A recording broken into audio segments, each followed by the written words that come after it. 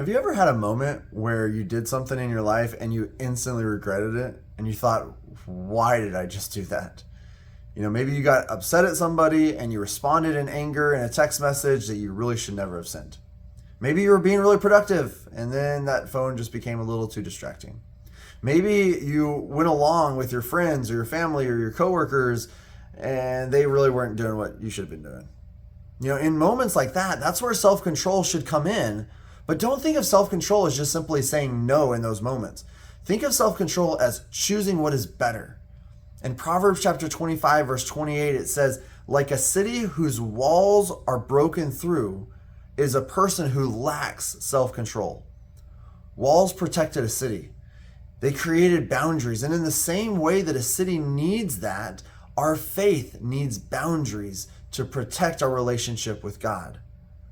That might mean choosing who or what influences us.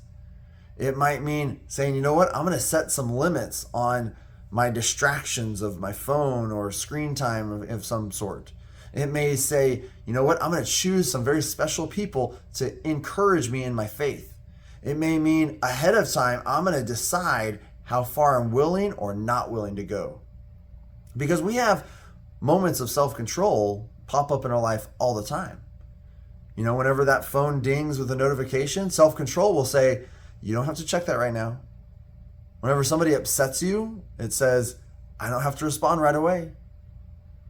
Whenever your friends are doing something that you know that you shouldn't be participating in, self-control says, I don't have to follow them. So the real question that we need to ask ourselves right now is, if I don't control myself, if you don't control yourself, then who or what is going to control us? Because if I don't control my time, something else will. If you don't control your words, your emotions are going to control them. And if we don't control our desires, then they have the potential to take us somewhere that we never intended to go.